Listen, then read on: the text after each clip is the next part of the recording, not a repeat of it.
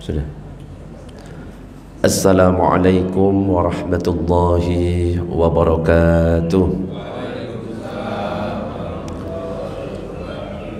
Bismillah walhamdulillah wassalatu wassalamu ala rasulillah sayyidina Muhammad ibn Abdillah wa ala alihi wa sahbihi wa man walah, la hawla wa la quwata illa billah, amma ba'du.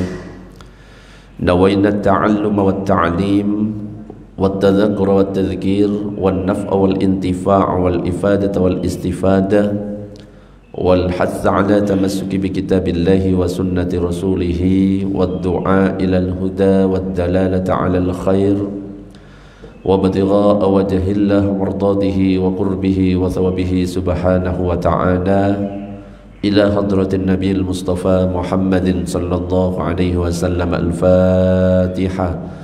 أعوذ بالله من الشيطان الرجيم. بسم الله الرحمن الرحيم.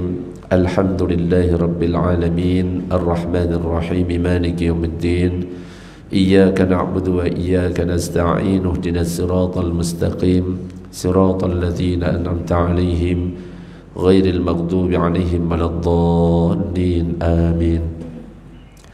Para jamaah Bapak Ibu yang dirahmati oleh Allah, alhamdulillah pada kesempatan pagi ini kita masih diberikan kesehatan oleh Allah, masih diberikan kesempatan untuk bisa melaksanakan salah satu kewajiban kita, yaitu sholat subuh. Di mana sholat subuh ini sebagaimana dalam surat Al-Isra ayat 78 dikatakan, Inna Qur'anal fajri kana mashhuda. Sesungguhnya sholat subuh itu selalu disaksikan oleh para malaikat. Maka jika kita ingin sholat kita disaksikan oleh para malaikat, salah satu caranya adalah jaga sholat subuhnya. Apalagi sebagaimana kita ketahui, sholat subuh ini adalah sholat yang paling berat atas orang munafik selain sholat isya. Dalam hadis yang diriwayatkan oleh Imam Bukhari dan Imam Muslim itu dikatakan, Inna athqala sholatin alal munafikin. Sesungguhnya seberat-berat solat bagi orang munafik itu adalah solatul isya'i wa solatul fajri, solat isya dan solat subuh. Walau ya'lamuna ma fihima la atauhuma walau habwan. Sekiranya mereka tahu apa kelebihan pada kedua solat tersebut, yaitu isya dan subuh, maka mereka itu akan mendatanginya walaupun terpaksa harus dia itu merangkak. Cuma yang jadi masalah itu diantara kita atau sebagian saudara-saudara kita banyak yang gak ngerti tentang keutamaan dari sholat subuh dan sholat isya. Lebih-lebih materi kita yang akan kita bahas ini adalah tentang keutamaan sholat berjamaah. Ada keutamaan sendiri kalau misalkan kita melaksanakan sholat isya dan subuh secara berjamaah. Sebagaimana dalam hadis riwayat Muslim itu dikatakan, Man shallal isya'a fi jama'atin. Siapa yang sholat isya dengan berjamaah, faka'annama qama nisfal lail, maka seakan-akan dia itu sholat separuh malam.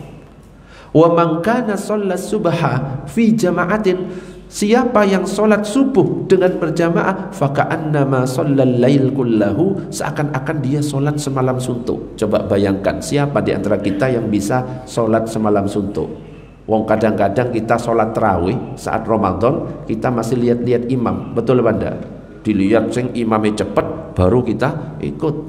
Ya, wis cepet ngambilnya 8. Wis, itu kita. Coba bayangkan kalau sekali-sekali misalkan kita pakai yang memang sholat tarawih yang paling panjang. Sholat tarawih kan macam-macam. Kalau Imam Syafi'i mengatakan 20 plus 3, kalau Imam Malik mengatakan 36 plus 3, Imam Hanafi 20 plus 3, Imam Hambali 20 plus 3. Sekali-kali coba pakai pendapatnya Imam Malik, 36 plus 3. Kira-kira mampu enggak Pak? Ya enggak ada ya. Wong kita ngambil 8 itu wis ngos-ngosan, nggih.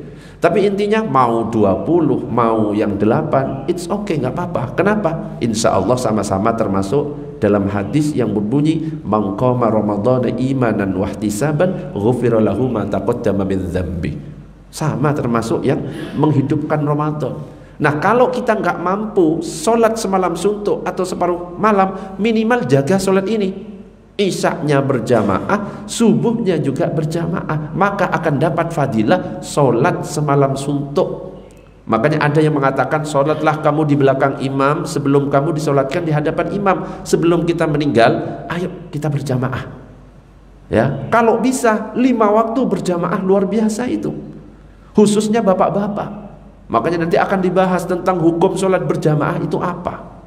Untuk bapak-bapak, untuk ibu-ibu hukumnya apa? Kira-kira kalau untuk bapak-bapak hukumnya sholat berjamaah wajib.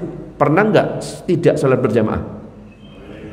Pernah? Berarti dosa kalau misalkan nggak berjamaah. Kalau kita mengatakan wajib. Untuk ibu-ibu sholat berjamaah di masjid hukumnya apa? Sunnah. Lebih afdol di masjid atau di rumah? Ngapain di sini, Bu? Nah ini perlu pembahasan, okay? Makanya nanti harus kita bahas menurut 4 mazhab memangnya seperti apa. Jadi jangan pakai satu mazhab saja, supaya kita nggak kaku. Lo wajib, akhirnya yang nggak sholat berjamaah, lah dosa saya. Ya, Allahumma sholli ala sayyidina Muhammad. Tapi sebelum masuk ke pembahasan itu, kita coba cek tentang keutamaan sholat berjamaah. Siapa tahu nanti ini akan memotivasi kita semuanya untuk istiqomah sholat berjamaah. Jadi banyak sekali keutamaan sholat berjamaah itu. Di antaranya adalah yang sudah masyhur, yang kita ketahui semuanya. Sholatul jama'ati afdalu min sholatil fadzi bi 27 darajah. Sholat berjamaah lebih utama daripada sholat sendirian 27 derajat. Tapi ada riwayat yang lain yang mengatakan bi 25 darajah, 25 derajat. Tidak usah dipermasalahkan. Urusan pahala nanti Allah mau dapat yang 25, mau yang dapat 27. Intinya ayo kita berjamaah. Gak usah diperdebatkan yang gak penting. 25 kok hadisnya sahih, 27 gak penting. Masalah angka biarkan urusannya Allah. Wong kita sholat berjamaah, kadang-kadang setiap orang ketika pulang pahalanya beda-beda kok. Ada yang dapat 100%, ada yang cuma dapat setengah, ada yang cuma dapat 1/8, bahkan ada yang gak dapat apa-apa. Ya, jadi tergantung kehusukan kita, syarat dan rukunnya terpenuhi atau tidak. Kita sholat pakai ilmu atau tidak. Karena kalau misalkan sholat gak pakai ilmu, kata para ulama, wa kullu man bighairi ilmin ya'malu a'maluhu mardudatun la tuqbalu. Setiap orang yang beramal dengan tanpa ilmu, amalan ditolak, tidak diterima. Termasuk ketika sholat, gak ngerti ilmunya, Al-Fatihah gak dibaca, sah apa enggak? Sah apa enggak? Ya sah menurut Imam Malik. Nah kan makanya jangan gampang menjawab enggak ya. Kalau Imam Malik cukup mendengarkan imam baca Fatihah itu sudah sah. Tapi kalau Imam Syafi'i wajib imam baca Fatihah, makmum baca Fatihah. Makanya kan kalau kita ngaji, oh tidak mudah langsung sah apa enggak? Enggak. Padahal ada imam yang mengatakan sah. Kalau seandainya ada orang tidak baca Fatihah, sah apa enggak? Halo? Tidak rukun. Misalkan saya tadi ngimami langsung Allahu Akbar, Bismillahirrahmanirrahim, Nun, Allahu Akbar, sah apa enggak? Hah? Tidak sah. Padahal Imam Hanafi mengatakan surat Al-Fatihah bukan rukun. Ma tayassara minal Qur'an, baca yang mudah bagi kalian. Berarti berani nyalahkan Imam Hanafi? Oh iya, gak sembarangan. Ya karena yang familiar kepada kita adalah mazhab Syafi'i yang biasanya membaca Al-Fatihah. Ya gak usah aneh-aneh ya. Kalau di sini familiarnya membaca Fatihah, kita pakai yang sudah terbiasa di sini. Okay? Kalau Imam Syafi'i la sholata liman lam yaqra bi Fatihatil kitab, tidak sah salat seorang membaca Fatihah. Meskipun sah menurut Imam Hanafi, tapi tidak sah menurut Imam Syafi'i. Nah, kita ada rumus al-khuruj minal khilaf matlubun. Keluar dari khilaf itu lebih dianjurkan. Ya lebih baik kita baca. Tapi biar gak bingung, ya sebaiknya kita tetap baca. Karena kalau dalam mazhab kita, mazhab Syafi'i, itu termasuk rukun qauli. Termasuk ketika misalkan ada orang sholat Allahu Akbar, kemudian membaca surat Al-Fatihah di dalam hati, sah atau tidak? Halo? Sah atau tidak? Bacanya dalam hati. Nah, ini yang juga banyak orang kurang paham. Yang disebut membaca itu minimal terdengar oleh telinga. Kalau di dalam hati itu namanya niat, harus diperhatikan.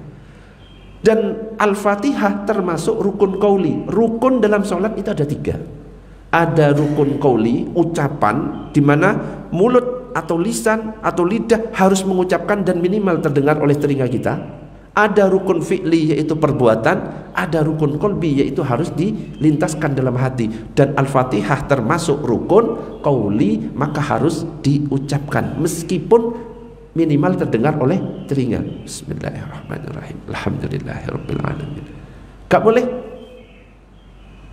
Nah, ini perlu ilmu. Makanya nanti akan ada tata cara sholat mulai dari takbiratul ihram sampai salam berdasarkan 4 mazhab, biar kita nggak mudah nyalah-nyalahkan. Ada yang ketika takbir Allahu Akbar lurus dengan telinga.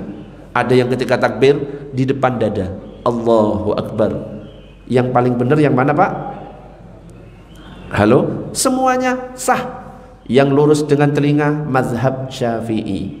Dalilnya ada apa enggak? Ada, hadisnya sahih. Yang di depan dada mazhab Hambali, ada dalilnya apa enggak? Ada, hadisnya juga sahih. Bahkan saya pernah melihat ada yang sampai diputer. Pernah enggak lihat ya? Allahu Akbar. Ada yang pernah lihat? Pernah? Loh, memang beneran. Saya pernah mampir di masjid pinggir jalan, masjid kampung, diputer. Untungnya cuma diputer, enggak pakai dijilat, dicelupin. Loh, kalau misalkan gerakan itu sampai 3 atau lebih, batal sholatnya.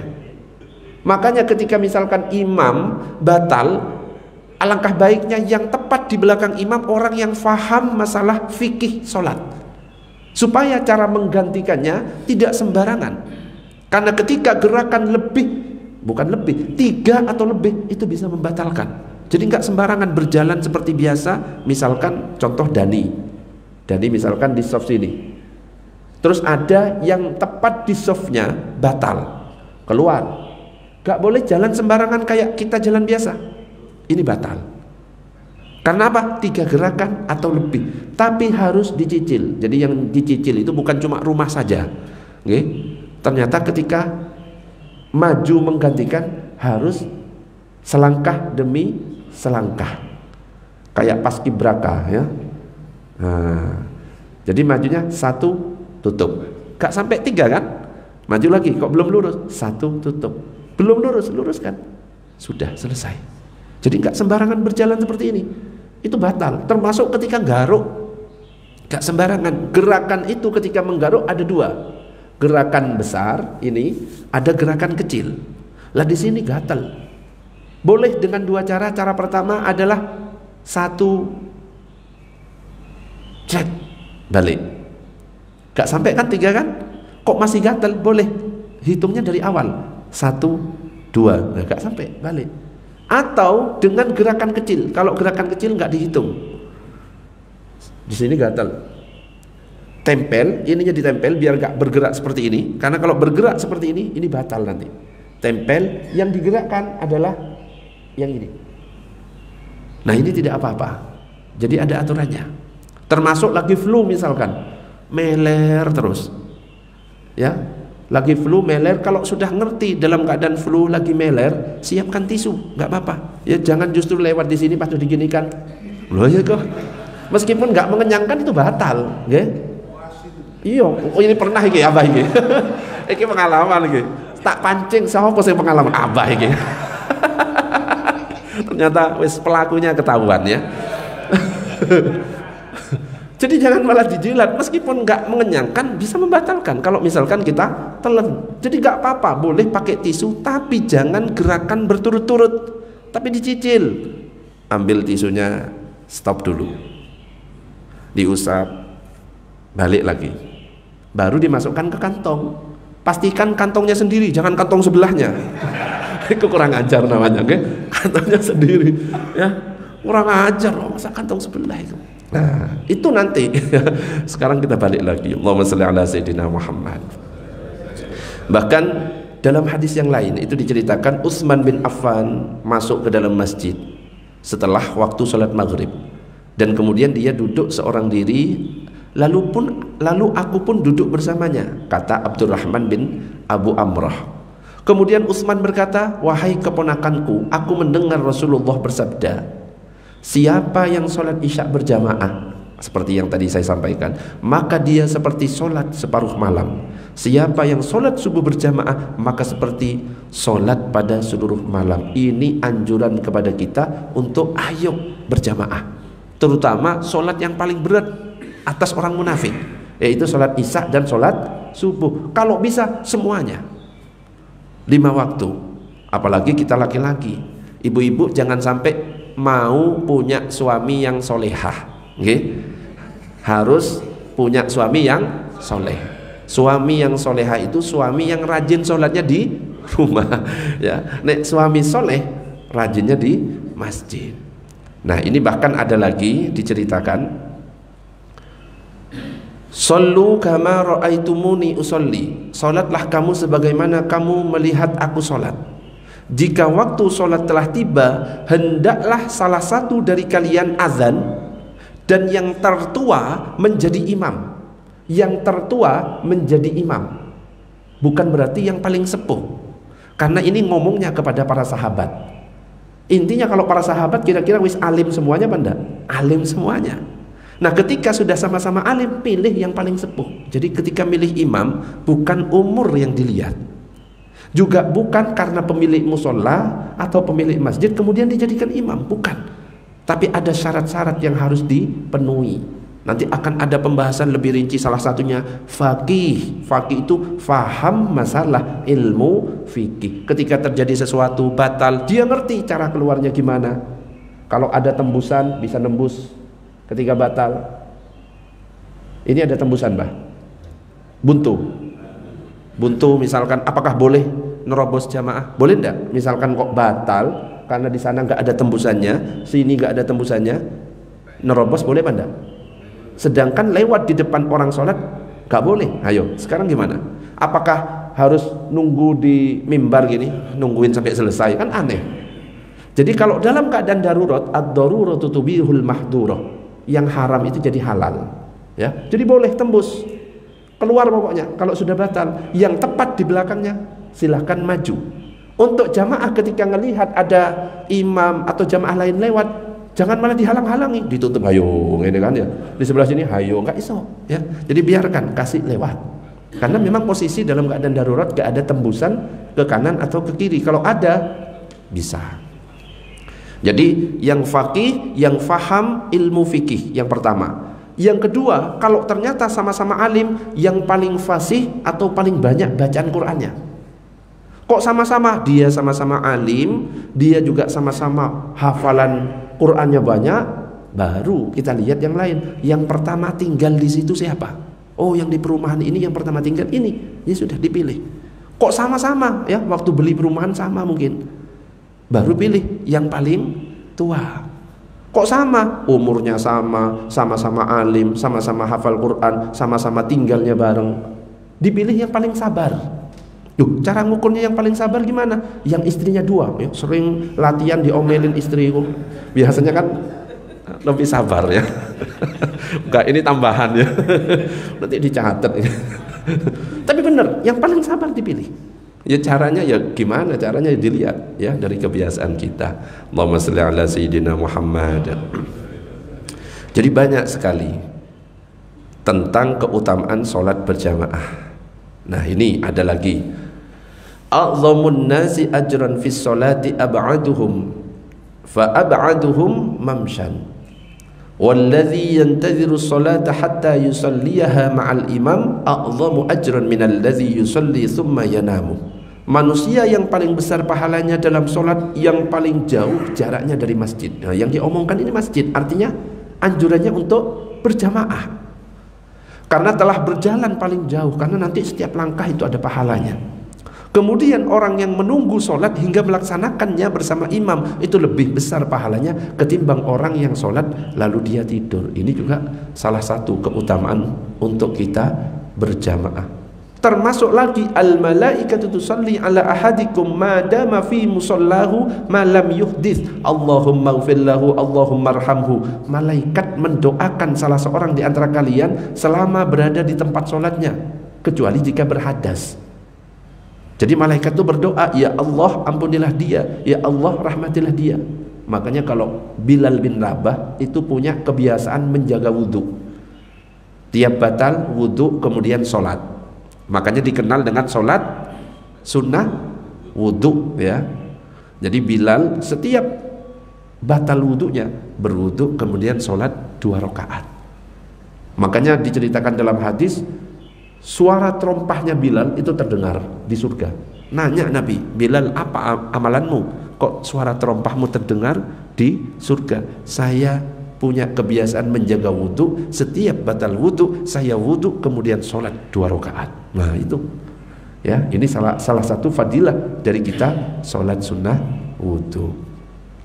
Termasuk ada hadis yang lain, idza qala al-imam ghairil maghdubi alaihim waladdallin faqulu amin ya. Ingat salah satu kaidah dalam bahasa Arab itu panjang pendek itu berpengaruh. Beda amin, amin, amin, amin itu artinya beda. Yang benar bacaannya adalah amin, dan kita harus istiqomah. Ghairil maghdubi alaihim waladdallin, amin. Tapi kadang-kadang ketika kita doa ya gak istiqomah, mudah-mudahan sehat semuanya, amin. Kadang-kadang kayak gitu. Padahal itu artinya nanti beda. Ya, artinya ini. Saya tampilkan di sini supaya kita berhati-hati kalau misalkan urusannya dengan bahasa Arab itu pengaruh artinya. Nah ini, kalau cuma pendek, amin, artinya aman. Amin, mudah-mudahan sehat semuanya, amin, biasanya gitu ya. Itu artinya jujur. Malaikat bingung, lelapo kan gitu kan. Ada lagi amin, itu artinya minta perlindungan. Yang benar apa? A-nya panjang, min-nya panjang. Ghairil maghdubi alaihim waladdallin, amin. Termasuk ketika doa, mudah-mudahan sehat, amin, mudah-mudahan kuat, amin. Gitu istiqomah ketika kita mengucapkan amin. Termasuk ketika Allahu Akbar, A-nya dipanjangkan itu sudah beda artinya.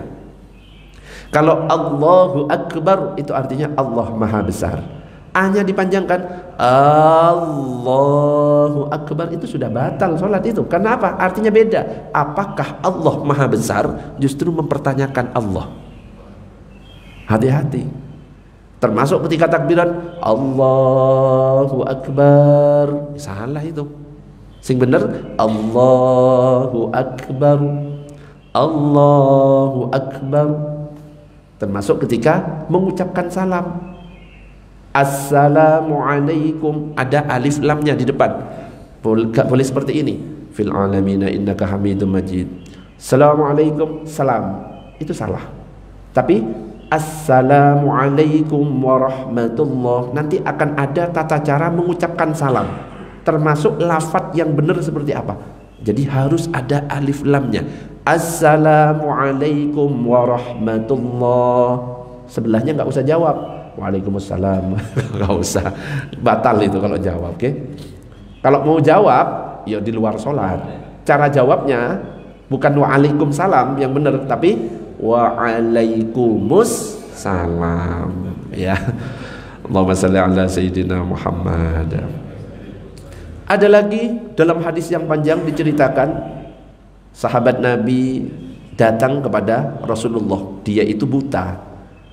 Kemudian minta keringanan kepada Rasulullah, ya Rasulullah, gak ada yang menuntun saya untuk berangkat ke masjid untuk sholat berjamaah, apakah boleh saya sholat sendiri di rumah?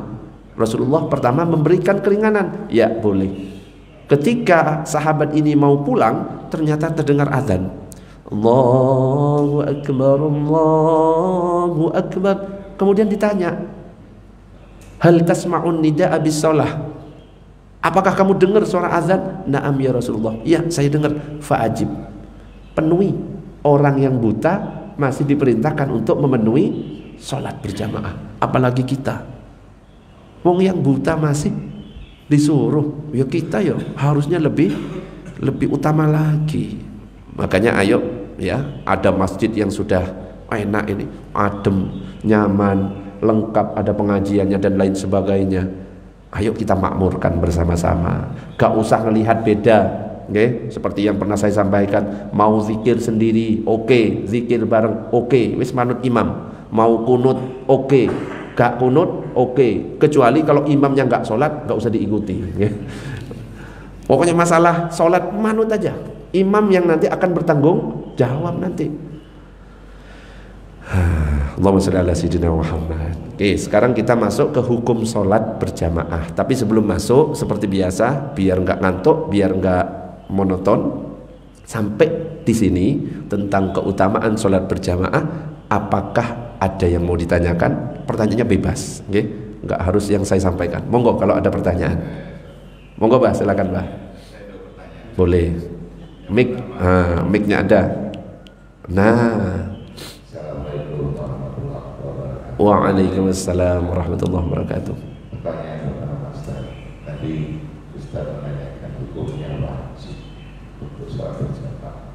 Apakah ada mazhab yang lain yang memungkinkan? Saya pernah bertanya kepada seseorang, tapi bukan Ustaz, ini fardu kifayah.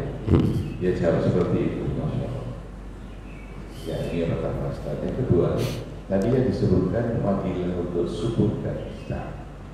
Banyak juga dari teman-teman kita khusus itu sholat asar. Apakah fadilahnya Ustaz?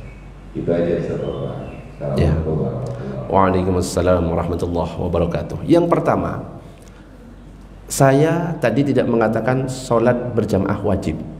Justru saya mempertanyakan ketika saya bertanya sholat berjamaah hukumnya apa? Wajib, kan gitu kan? Berarti dosa yang nggak sholat. Saya nggak mengatakan salat berjamaah wajib. Bahkan nanti akan saya sampaikan tentang hukum-hukumnya, bukan hanya fardu kifayah. Jadi ada yang mengatakan fardu ain. Fardu ain ini pendapatnya siapa? Pendapatnya Wakilah yang warna kuning. Innaha fardu ainin wa huwa mazhabu Ahmad, yang mengatakan fardu ain. Jadi hukum salat berjamaah saya sekalian jelaskan, oke? Okay? Biar nggak salah paham, saya nggak pernah mengatakan wajib, tapi saya mempertanyakan, berarti yang nggak sholat berjamaah dosa dong? Nah, bukan wajib. Jadi hukum sholat berjamaah menurut 4 mazhab. Yang pertama, ada yang mengatakan fardu kifayah. Mazhab apa yang mengatakan fardu kifayah? Asy-Syafi'iyyatu qalu fi hukmi sholatil jamaah fi sholawatil khamsi al-mafrudati aqwalun indahum ar-raji minha annaha fardu kifayatin. Dalam mazhab Syafi'i, sholat berjamaah hukumnya fardu kifayah. Artinya apa? Kalau sudah ada sekelompok orang yang melaksanakan sholat berjamaah, maka yang sholat di rumah tidak berdosa. Yang kedua, ada yang mengatakan fardu ain. Siapa yang mengatakan? Wakila innaha fardu ainin wa huwa mazhabu Ahmad, mazhab Imam Ahmad bin Hambal. Wajib bagi setiap muslim laki-laki sholat berjamaah di masjid. Artinya kalau fardu ain, kalau ada orang sholat subuh di rumah, sholatnya sah, tapi dia berdosa karena meninggalkan sholat berjamaah. Yang ketiga, al-malikiyatu qalu fi hukmil jama'ati fi sholawatil khamsi qaulani. Fa ammal awal fa huwa annahu sunnatun muakkadatun. Kalau mazhab Maliki, ada sebagian ulama yang mengatakan sunnah muakkadah, ada lagi yang mengatakan sebagian ulama mazhab Maliki fardu kifayah. Terus kalau mazhab Hanafi mengatakan sholatul jamaah fi sholawatil khamsi al-mafrudati sunnatu ainin muakkadatun, sunnah muakkadah. Jadi kesimpulannya ini, mazhab Hanafi sunnah ain muakkad, mazhab Maliki ada yang berpendapat sunnah muakkadah dan ada yang mengatakan fardu kifayah, mazhab Syafi'i mengatakan fardu kifayah, mazhab Hambali mengatakan fardu ain. Kita pakai pendapat yang mana?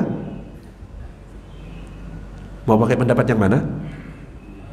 Fardu ain berarti kalau nggak sholat berjamaah dosa. Fardu kifayah berarti kalau ada yang mewakili lumayan lah nggak dosa ya. Sunnah ya malah lebih ringan lagi ya. Nah kalau saya pakai pendapatnya mazhab Syafi'i yang mengatakan fardu kifayah. Nah ustadz yang ditanya beliau menjawab versi mazhab Syafi'i. Betul apa salah? Betul. Nah, pertanyaan yang kedua lupa bah apa bah? Fadilah untuk sholat asar. Apa fadilah sholat asar? Jadi ada hadis lagi yang berbunyi man shallal bardain dakhalal jannah. Siapa yang sholat bardain masuk surga. Sholat bardain itu apa? Subuh dan asar. Itu ada hadisnya.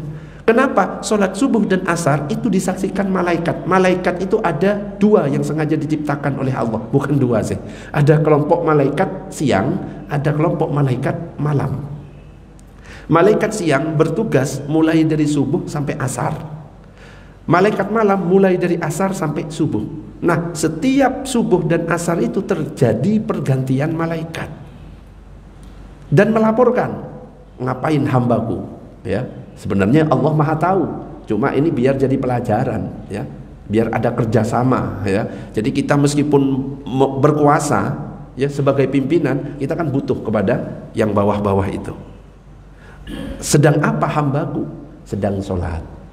Sedang apa hambaku? Sedang sholat. Jadi kalau ingin disaksikan malaikat selain subuh asar, di situ malaikat itu terjadi pergantian pemain.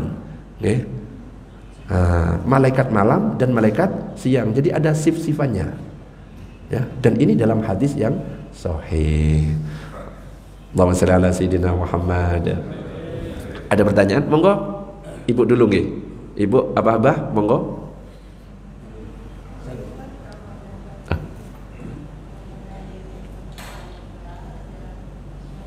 Dan Dani, kamu kesana nggak dengar saya.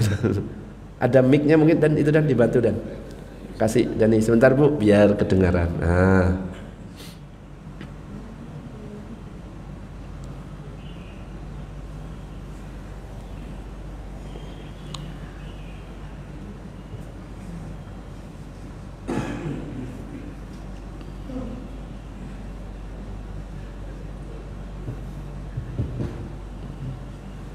Monggo sudah bunyi.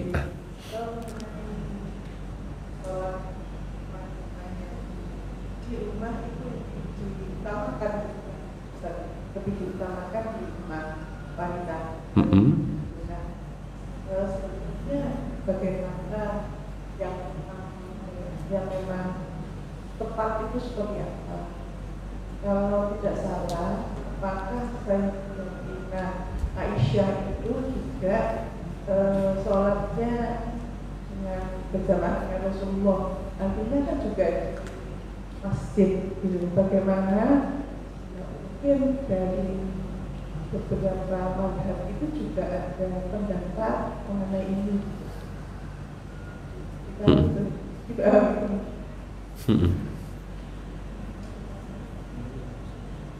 Sudah. Ya, tentang sholatnya wanita.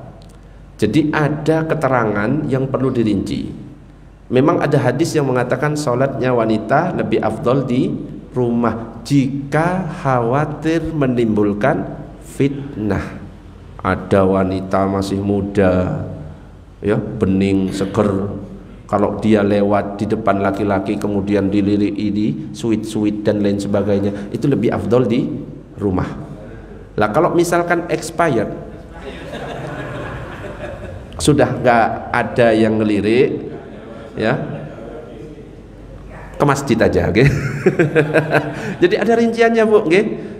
Dan tentunya untuk para wanita ketika mau ke masjid, suami tidak boleh melarang. Yang penting si wanita itu izin kepada suami, izin kepada suami, dan ketika berangkat ke masjid harus sudah menutup aurat. Kadang-kadang kan ada belum pakai jilbab jalan baru ke masjid, baru pakai mukena. Itu yang gak boleh ke masjid. Dia lebih baik di rumah. Tapi ketika sudah berangkat ke masjid, tentunya setelah izin dari suami, maka tutup aurat, jangan pakai wangi-wangian yang sampai kecium laki-laki. Khawatir bisa menimbulkan fitnah. Boleh wanita pakai wangi-wangian hanya untuk menghilangkan bau badan. Itu kalau keluar rumah. Baru kalau di dalam rumah boleh minyak wangi yang pekat. Bahkan dianjurkan bermacam warna baunya. Supaya apa? Suami penasaran dan betah di rumah.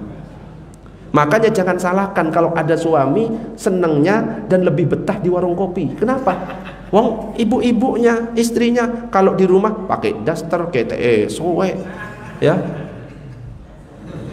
Ya, kalau bisa itu ya pakai minyak wangi beraneka warna rasanya. Jadi di leher kanan apel, wah kan ya. Jadinya penasaran. Di kiri rasanya apa? Melon. Wah, penasaran lagi. Perut. Jeruk. Wah, di punggung apa? Nanas. Jadi penasaran bu, betah suami. Lah sekarang di sini minyak kapak, minyak telon, balsem. Ya gak betah, nggih. Beda dengan laki-laki. Kalau laki-laki lebih yang kecium. Nah, kalau laki-laki. Jadi kalau perempuan cukup menghilangkan bau badan. Jadi boleh sholat di masjid dengan syarat izin suami. Ustadz belum punya suami, tidak usah repot-repot izin ke suami tetangga, nggak usah, nggih. Izin kepada orang tua, nggih. Kalau memang nggak ada, Ustadz saya janda, ya wis jalan tapi tutup aurat. Jangan pakai wangi-wangian, yang penting jangan sampai menimbulkan fitnah. Jadi ada rinciannya. Jelas bu? Nah, monggo silakan. Dan kamu bantu mic-nya dan mic-nya kasih Dani aja biar berjalan mic-nya.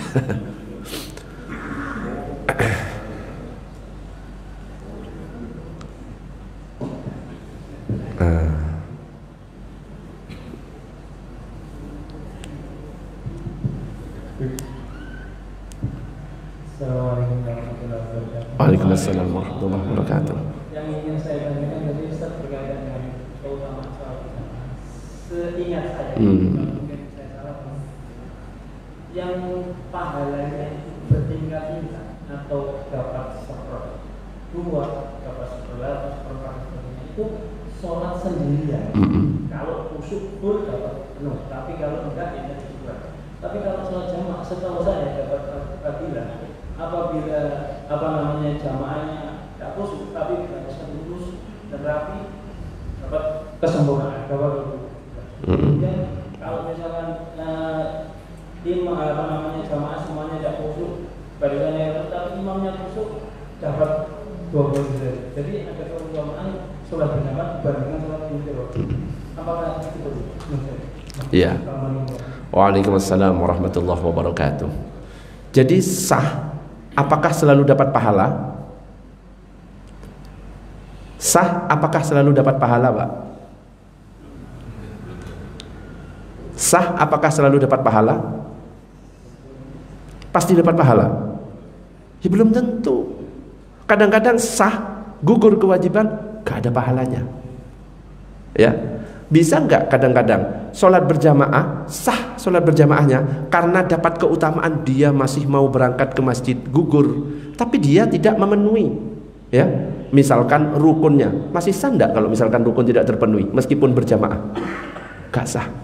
Jadi memang keutamaan berjamaah ada, ya ada yang mengatakan ketika salah satu dia tidak khusyuk, yang lain yang khusyuk akan melengkapi, dan memang ada.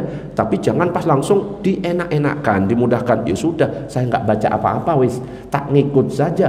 Loh, itu rukun tidak terpenuhi, justru malah nggak dapat pahala, juga tidak sah.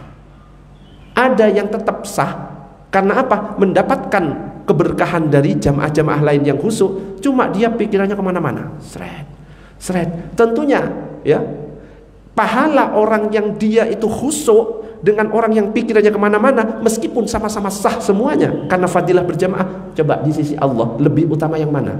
Lebih utama yang khusyuk karena bisa membantu kepada yang tidak khusyuk. Tetap ada kelebihannya yang khusyuk. Makanya ketika pulang ada yang tetap dapatnya sekian, ada yang dapat fadilah berjamaah tapi datangnya terlambat, dapat tasyahud akhir. Apakah dia dapat fadilah berjamaah? Tetap dapat fadilah berjamaah. Coba kita bandingkan dengan yang ikut dari awal, pahalanya lebih mana? Bisa beda, ya. Ternyata yang ikut dari awal itu lebih besar pahalanya daripada yang berjamaah ikut tapi masbuk, Cuma sama-sama dapat fadilah berjamaah, dapat 27. Tapi ketika pulang pahalanya tentu lebih berat yang mana? Lebih berat yang itu. Jadi tidak hanya berlaku untuk sholat sendiri. Kalau sholat sendiri malah tambah bahaya lagi. Tidak terpenuhi rukun, wes langsung gagal. Kalau sholat berjamaah masih ada yang sebelahnya, ya, masih bisa saling melengkapi. Ibaratnya kalau misalkan ada air satu gelas, air satu gelas itu nyampe 2 kullah atau tidak? Tidak sampai.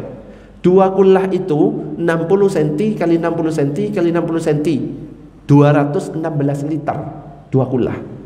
Kalau air satu gelas itu gak sampai 2 kullah. Ketika saya teteskan misalkan najis air kencing 1 tetes kepada 1 gelas air, najis atau suci? Najis. Tapi sekarang ada 500 air dalam gelas, 500. Saya tetesi air kencing satu-satu, tak, najis semua kan? Tapi ketika dijadikan satu menjadi satu air, ternyata ukurannya 2 kullah atau bahkan lebih, dan warnanya tidak kelihatan, baunya tidak tampak, rasanya juga tidak ada, maka itu berubah. Yang awalnya najis saat terpisah-pisah berubah menjadi suci. Ibaratnya sholat berjamaah gitu. Ini enggak husuk, ini enggak husuk, ini enggak husuk, ini enggak husuk, nanti akan tetap sah loh ya, sah. Tapi sah itu belum tentu pahalanya sama. Bahkan sah kadang-kadang tidak berpahala. Sholat sah, hanya gugur kewajiban. Termasuk orang yang misalkan pergi ke dukun, maka kan dikatakan dalam hadis tidak diterima sholatnya selama 40 hari 40 malam. Apakah lantas ya wes gak sholat? Tetap wajib sholat. Sholatnya untuk apa? Gugur kewajiban tapi gak ada pahalanya. Gitu. Yang pertama. Yang kedua apa Pak tadi? Oh itu gitu ge. Allahumma shalli ala sayyidina Muhammad. Jadi ini baru slide ke-22. Ada 54 slide. Kalau saya lanjutkan insya Allah sampai maghrib. Ya, ngaji kan nggak tematik sebenarnya, berlanjut sebenarnya. Ini, cara akhirnya nyambung semuanya. Nah ini 54 slide ini baru slide ke-22. Itu pun tak cepet-cepetin, gak tak baca semua Arabnya ya. Makanya kalau saya lanjutkan sampai maghrib. Tapi monggo kalau ada pertanyaan, monggo Pak. Waalaikumsalam warahmatullahi wabarakatuh. Mic-nya dan masalah sutro. Jadi kalau sutronya orang sholat sendirian langsung di depannya, kita nggak boleh melewati, dilarang. Ya. Tapi kalau orang yang jamaah ya, itu kan insyaallah ya, sutronya kan di imam. Jadi sehingga waktu kita lewat di belakangnya imam, ya kita melewati dengan jalan di depannya makmum, enggak apa-apa. Ya apa-apa. Ya.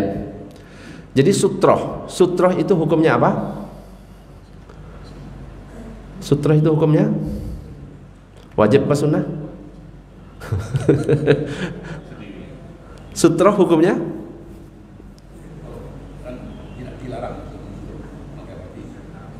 Okay. Nanti pembahasannya bagaimana kalau lewat ya. Kalau berjamaah sutrohnya siapa? Tapi saya tanya dulu, sutroh hukumnya apa? Tahu sutroh? Pembatas, kadang-kadang ada tulisannya sutroh gitu ya. Kayak nisan, ya bukan nisan tapi ya. Diletakkan di depannya orang sholat. Sekarang pertanyaannya, sutroh hukumnya apa? Namanya hukum, pilihannya 5. Wajib, sunnah, mubah, makruh, haram. Pilihannya yang mana? Sunnah. Berarti kalau sunnah saya sholat di situ nggak pakai sutroh, boleh apa enggak? Kalau wajib, kalau misalkan wajib, kalau saya sholat di situ di tengah-tengah nggak pakai sutroh, boleh apa enggak? Loh, jadi beda nanti itu. Makanya harus disepakati sutroh hukumnya apa. Jadi sutroh itu apa? Ini biar kita ngerti. Secara bahasa, sutroh itu adalah sesuatu yang dapat dijadikan penghalang dan menutupinya dari segala sesuatu. Sedangkan secara ilmu fikih, istilah ilmu fikih, sutroh itu adalah sesuatu yang dapat dijadikan penghalang oleh orang yang sholat agar tidak ada yang melintas di depannya. baik penghalang tersebut berwujud benda maupun garis. Jadi sutroh itu biar kita ngerti garis. Kalau misalkan nggak ada tiang, kalau ada tiang pakai tiang, kalau ada dinding pakai dinding, kalau ada orang duduk pakai orang duduk.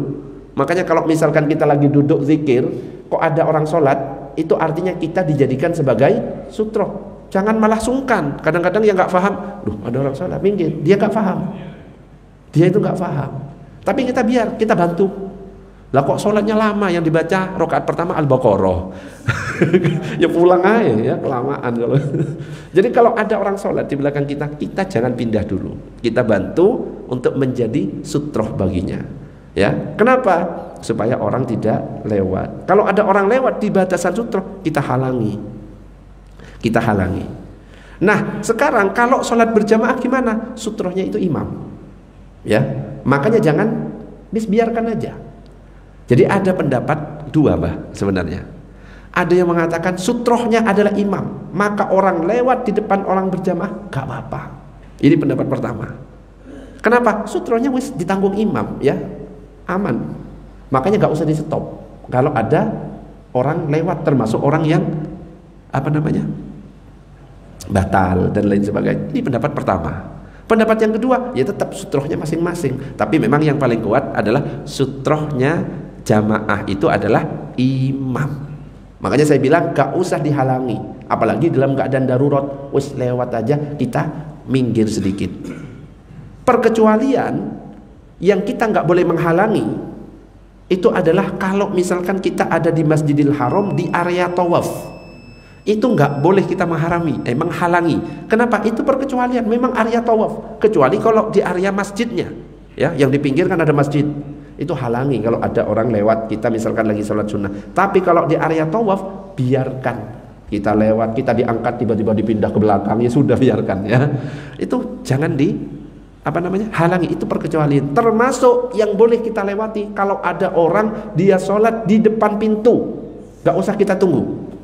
Nabi kan mengatakan kalau ada orang sholat kita tunggu sampai 40. Tidak disebutkan apakah 40 hari, 40 bulan, 40 tahun. Cuma 40. Ambillah paling sedikit, anggap 40 hari. Nungguin. Khusus orang yang sholat berjamaah orang yang sholat di depan pintu, yang salah dia. Kenapa? Tempat lalu lalang kita lewat. Kalau dia nyetop langsung semek aja ya, dosa ya. Jangan gitu.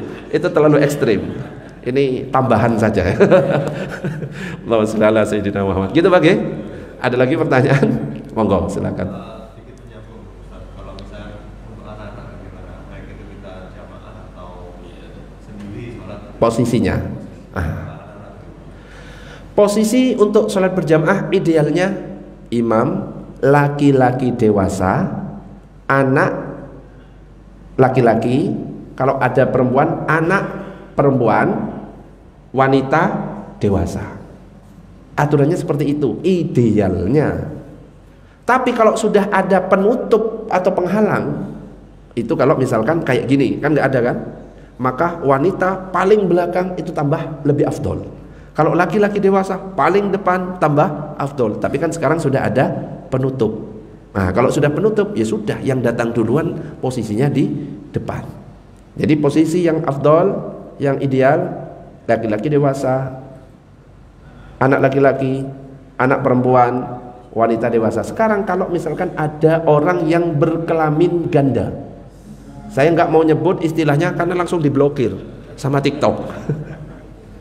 Istilahnya khunsa. Khunsa ini berkelamin ganda.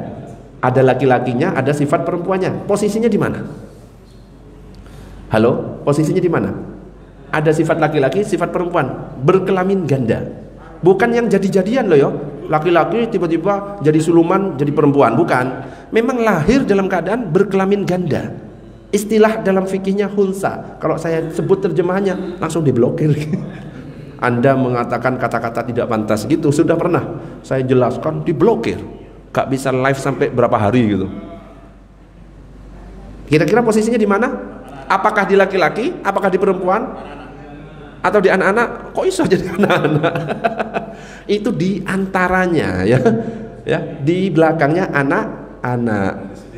Barisan sendiri. Jadi laki-laki dewasa, anak laki-laki hunsa, anak perempuan perempuan. Tapi kalau sekarang posisi kalau di model seperti itu, anak-anak bisa lari-lari, iya kan? Apalagi kalau usianya di bawah 7 tahun.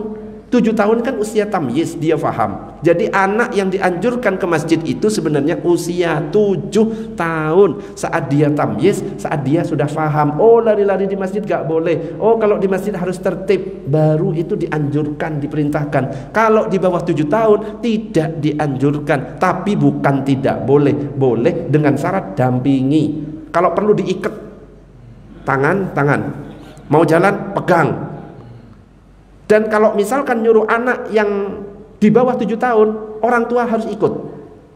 Ya, jangan malah dibiarkan berangkat sendiri, akhirnya ditegur takmirnya yang disalahkan. Gitu yang jadi masalah.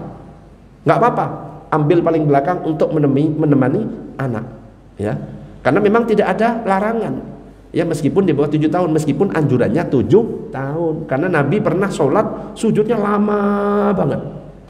Ketika selesai ditanya, apakah turun wahyu ya Rasulullah? Enggak, Hasan Husain naik ke punggung saya. Jadi saya tak biarkan naik. Gitu. Oke, gitu ya. Kalau misalnya tadi anak-anak tuh wirawiri lari-lari ke depan jamaah atau misalkan sendirian, bagaimana kita yang sholat itu bagaimana? Ya. Yang jadi masalah ketika anak usianya belum tamyiz, dia belum paham lari-lari. Kalau anak belum balik, jangan di stop. Ya, yang di stop itu kalau dia sudah usia balik ke atas. Kalau anak belum balik, biarkan. Memang mengganggu, tapi nanti setelah selesai sholat, tugas takmir nanti menyampaikan, Pak, mohon untuk didampingi. Ya, untuk anak kecil jangan sampai itu. Karena pernah kejadian di masjid saya, di stop, anaknya lari, jatuh nangis, malah tambah gak khusyuk semuanya. Dan memang aturan fikih kalau belum balik gak usah di stop, tapi nanti diingatkan saja, ya, jamaah itu ngomong ke takmirnya, biar takmir, Pak, mohon untuk didampingi. Gitu caranya. Tapi kalau balik baru stop, monggo. Apa? Stopnya itu karena di stopnya ini karena takut nginjek kacamata. Tuh, itu berat nih kok. Ini berat mana ceritanya lagi. Iya, ya. Diinjak, Bang. Keinjak ya. Ya, ini beda cerita lagi ya. Ini masalahnya tadi penjelasannya tanpa kacamata. Nah, sekarang bagaimana versi ada kacamata? Ya boleh ya, dalam keadaan darurat. Wah, iki ono kacamata, iki bahaya iki ya. Makanya harus dipikirkan untuk yang bawa kacamata. Khawatirnya ada anak-anak dan juga yang bawa anak-anak. Boleh ya untuk ditahan kalau memang ada kacamata ya. Beda lagi. Tadi jawabannya versi tanpa kacamata gitu ya. Jadi fikih itu bisa berubah ya. Bisa berubah. Monggo Pak, silakan Pak. Nah, ini sekarang masalah fikih kacamata. Ya gara-gara apa ini? Monggo, kita bahas masalah kacamata, boleh. Pada waktu saya sholat, kacamata itu saya memperbaiki contoh 1 minggu 2 minggu. Tidak bisa baca tadi, kacamata dan kacamatanya. Jadi penting sekali kacamata itu.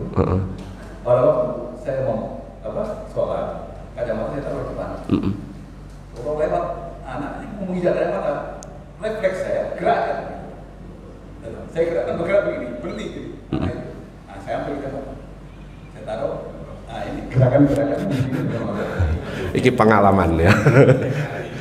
Tak bilang batal suruh ngodok ya. Jadi kalau dalam keadaan darurat ya boleh ya. Termasuk ketika HP bunyi bah. Oke, daripada nanti kita kepikiran malah gak khusyuk, wah habis ini lari lagi repot, gak apa-apa, gerak ya, ambil. Tapi gerakannya pelan ya. Jangan sampai jitak-jitak orang ya, jangan, ambil aja. Balik lagi. Letakkan. Termasuk HP bunyi ya, apalagi bunyinya pas lagu Cucak Rowo kan gak enak kan. Ya, nek bacaan Quran kan alhamdulillah enak. Nah, ini dangdut kan akhirnya nggak jadi sholat gak khusyuk, ambil. Tapi ya tetap gerakannya nggak boleh itu, apalagi pas di password, malah repot kan ya, pelan-pelan. Makanya ojo di password ya, yang biasanya suami password itu perlu dicurigai, Bu, kalau di password itu perlu dicurigai, ada apa-apa itu pasti. Jadi jangan dipaspor. Nah, balik lagi, pelan-pelan, buka lagi, balik lagi, letakkan lagi, ya. Jangan dibiarkan. Jadi kalau dalam keadaan darurat, kalau itu bisa menghilangkan kehusukan kita atau jamaah lain, boleh dilakukan, tapi tetap perhatikan gerakan. Makanya pernah saya sampaikan, pokoknya jangan sampai membuat kita nggak husuk atau orang lain tidak husuk. Jadi wes pakai baju sing normal-normal lah. Kalau bisa jangan pakai ada tulisannya. Kan orang lain nanti baca, apalagi isinya nggak enak, raimu koyok bedes kan.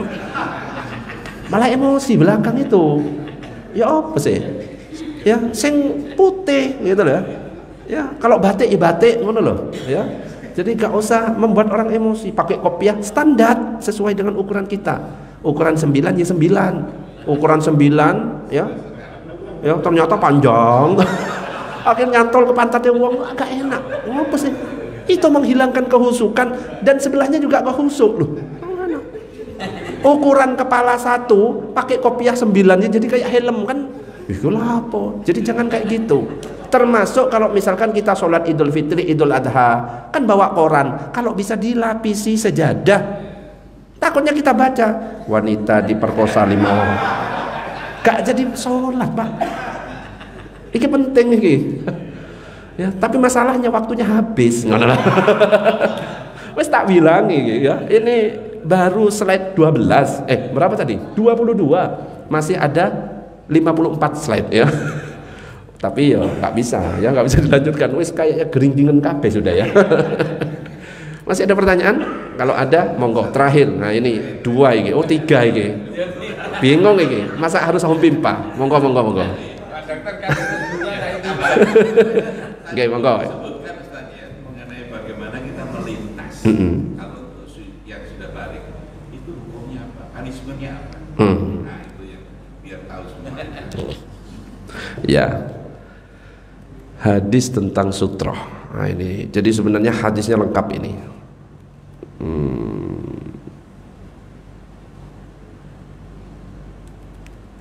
Jadi Rasulullah Shallallahu Alaihi Wasallam pernah bersabda bahwa kalau seandainya ada orang sholat maka lebih baik berhenti 40. 40-nya nggak disebut seperti yang saya sampaikan, apakah hari, apakah bulan, apakah tahun, wis gak usah direken. Intinya kita tunggu. Kalau memang posisinya benar, gak di depan pintu, ya, gak di depan area tawaf, itu kan beda, perkecualian. Kalau ternyata dia lewat, maka kita stop, kita hentikan semampu kita. Kalau dia memaksa, Rasulullah sampai mengatakan bunuh dia, karena dia itu adalah syaiton. Tapi jangan diartikan tekstual dengan dibunuh beneran. Ini syaiton, jangan. Itu menunjukkan saking beratnya orang lewat di depan orang sholat. Ya, sampai mengatakan itu setan, itu bunuh itu. Tapi kalau tekstual bahaya ya. Ini menunjukkan beratnya orang lewat depan sholat. Artinya apa? Hukumnya haram, ya jangan dilakukan. Sudah? Oke, monggo. Para jamaahnya itu fakih, makmumnya itu fakih. Kemudian ada imamnya mengimami yang membaca Quran. Itu bagaimana Ustaz? Mohon diberi masukan yang lebih dalam. Membaca Al-Quran. Oke, saya tunjukkan dalilnya. Boleh apa enggak?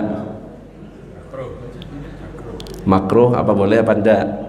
Oke, jangan asal jawab makruh boleh enggak. Kita lihat dalilnya langsung. Kalau ada dalilnya kan nggak boleh ngeyel kan? Ya, harus nerima. Sebentar, mudah-mudahan dalilnya kebawa ya, nggak ketinggalan di rumah.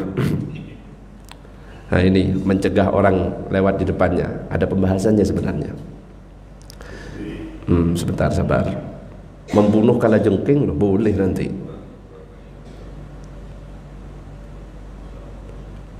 Menjawab salam kalau tiba-tiba ada yang ini memegang mushaf. Megang mushaf. Coba kita lihat hadis riwayat Imam Al-Baihaqi. An Aisyah zaujin Nabi annaha kana ya ummuha ghulamuha zakwan fil mushafi fi Ramadan. dari Aisyah istri Rasulullah sallallahu alaihi wasallam bahwa gulamnya menjadi imam, salat di atas dirinya sambil memegang mushaf. Jadi Sayyidah Aisyah pernah bermakmum ya kepada anaknya di mana dia memegang mushaf. Boleh apa enggak? Kalau seandainya enggak boleh, enggak mungkin dilakukan. Terus dikatakan lagi, Ibnu At-Taimi meriwayatkan dari ayahnya, Aisyah radhiyallahu anha membaca mushaf dalam keadaan sholat. Seandainya enggak boleh, berarti tidak akan dilakukan. Lalu pertanyaannya, apakah boleh memegang mushaf? Sebentar sebelum masuk ke situ. Apabila orang yang sedang sholat membaca Al-Quran dari mushaf, maka sholatnya tidak batal. Ini yang disampaikan oleh Imam Nawawi dalam kitab Al-Majmu' Syarhul Muhazzab. Baik dia hafal Quran ataupun tidak, bahkan dia wajib melakukan hal itu jika dia tidak hafal surat Al-Fatihah. Sebagaimana keterangan yang dijelaskan, apabila dia sampai membolak-balik lembaran mushaf, maka sholatnya tetap tidak batal, tapi tentunya dengan gerakan tidak 3 atau lebih. Ini menunjukkan boleh. Ada catatan di sini. Apabila mushaf terletak dan terpampang di depan musolli seperti ini, ya, maka hukumnya nggak masalah itu, karena nggak pakai bolak-balik. Karena yang dibahas ini justru megang bolak-balik. Itu nggak masalah. Meskipun makmumnya adalah seorang faqih, alim, hafal Quran, kita buka di depannya, boleh. Wong yang lebih parah megang, boleh kok. Apabila mushaf terletak di sebelah atau di saku, nah ini, di sakunya orang yang sholat, maka perlu diperhatikan cara pengambilan serta meletakkan berikut cara membukanya. Selama proses pengambilan, meletakkan serta membuka tidak tergolong melakukan banyak aktivitas, gak boleh terlalu banyak, harus tetap dijaga maksimal 3 gerakan atau lebih. Nah, di sini bisa disimpulkan, boleh ndak membuka mushaf? Boleh, dan tidak batal sholatnya. Tapi kalau ditanya yang afdol yang mana? Yang hafal, yang gak pakai membuka. Jadi gak usah ini gak boleh, boleh. Kan ini dilakukan oleh istrinya Nabi. Tapi kalau ditanya yang afdol mana, baru bisa dijawab yang afdol yang enggak buka, yang hafal. Gitu. Gimana? Terakhir.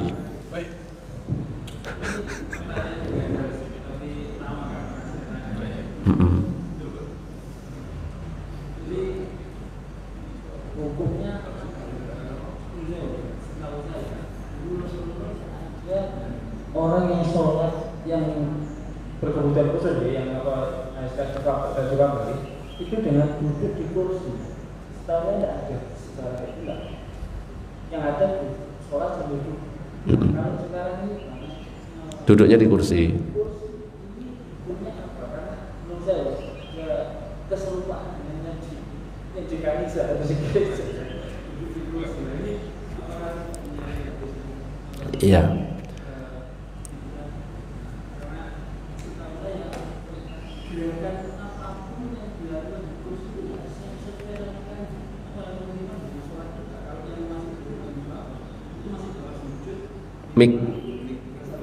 Mic-nya dipegang tapi ngene-ngene ya gak kedengeran.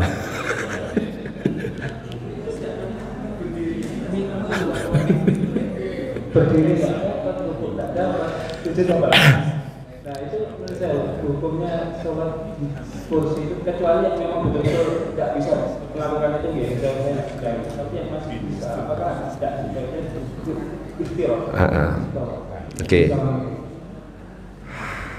Oke, saya jawab dengan hadis. Hadis riwayat Bukhari, "Sholli qa'iman." Salatlah kamu dengan cara berdiri. Fa illam tastati faqa'idan. Jika kamu tidak mampu, salatlah sambil duduk. Fa illam tastati fa'ala jambin. Kalau tidak mampu, dengan berbaring. Duduk yang paling afdol adalah duduk seperti ini. Ini namanya duduk iftirash, duduk tasyahud awal itu loh.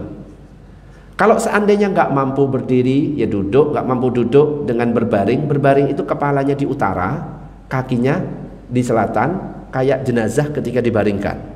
Kalau nggak mampu seperti itu, masih ada lanjutannya. Fa illam tastati famustalqiyan. La yukallifullahu nafsan illa wus'aha. Apabila tidak mampu, lakukan sambil telentang. Telentang ini seperti ini gambarnya. Ada bantalnya, kepala lebih tinggi, kepala di timur, kaki di barat. Terus ada kalimat setelahnya, la yukallifullahu nafsan illa wus'aha. Kalau gak mampu itu semuanya, wes semampunya. Apa yang dimampu, yang penting jangan sampai ditinggalkan sholatnya itu. Bisanya gerak mata saja Ustaz, ini wes gak bisa gerak dengan gerak mata. Baru kalau ini dari yang pertama 2, 3, 4 gak mampu semuanya, baru itu disolatkan. Termasuk duduk di zaman Nabi memang duduknya iftiros. Dan ingat, ketika melihat sesuatu kok sama dengan agama yang lain, belum tentu itu terus menyerupai agama lain. Kita duduk bersila, itu mirip orang Hindu Buddha bersemedi. Kenapa kok nggak dikatakan sekalian seperti orang Hindu Buddha? Jadi nggak sembarangan kita mengartikan hadis yang berbunyi man tashabbaha biqaumin fahuwa minhum. Siapa yang menyerupai suatu kaum akhirnya menyerupai. Ya, saya pakai dasi menyerupai orang kafir. Ya, dulu kan siapa yang pakai dasi, pakai gini? Ya orang-orang sana dulu, orang-orang barat, orang Eropa. Bukan berarti seperti itu. Jadi jangan mengartikan secara tekstual. Termasuk sholat sambil duduk di kursi, loh kan sama seperti di gereja. Loh, di gereja itu beda, dia itu nyembah siapa? Lah kita duduk di kursi itu nyembah siapa? Beda. Ya, kalau memang dia nggak mampu untuk duduk iftiros, mungkin kaki nggak bisa ditekuk, boleh nggak? Boleh. Wong ada kata la yukallifullahu nafsan illa wus'aha. Gak memberatkan. Yang dia mampu apa? Tapi ingat, kalau masih mampu berdiri, kalau bisa mampu berdiri, jangan langsung duduk. Banyak orang ketika dia mampu berdiri, dia langsung duduk. Padahal mampu berdiri, dia cuma tidak bisa rukuk dan sujud. Maka yang dapat keringanan itu yang tidak mampu saja. Contoh, saya mampu berdiri. Gini. Jangan langsung duduk. Saya kan mampu berdiri. Wong jalan ke sini mampu. Lah biasanya ada orang yang langsung sambil duduk, itu kurang tepat.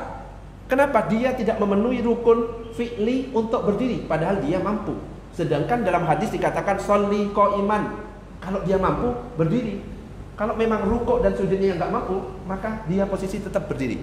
Allahu Akbar. Ketika rukuk masih mampu, rukuk. Ketika sujud nggak mampu, baru duduk. Ya, ketika dia nggak mampu saja, yang mendapatkan keringanan. Jadi boleh apa enggak pakai ini? Boleh kalau memang dia tidak mampu untuk duduk iftirosh. Kalau dia masih mampu duduk iftirosh, yang lebih afdol adalah duduk iftirosh. Ini yang paling afdol. Duduknya, kurang ini sih. Duduk iftirosh. Duduk iftirosh yang paling afdol. Ustaz gak mampu, saya bisanya sila, bersila. Boleh. Karena memang gak mampu. Ustaz gak bisa, kaki gak bisa ditekuk, bisanya selonjoran. Ustaz gak bisa, bisanya kaki diangkat satu. Itu anjing. Kaki diangkat satu. Wes, cukup. Wallahu a'lam bissawab. Kita tutup dengan doa kafaratul majlis. Subhanakallahumma wa bihamdika asyhadu an la ilaha illa anta astaghfiruka wa atubu ilaik. Assalamualaikum warahmatullahi wabarakatuh.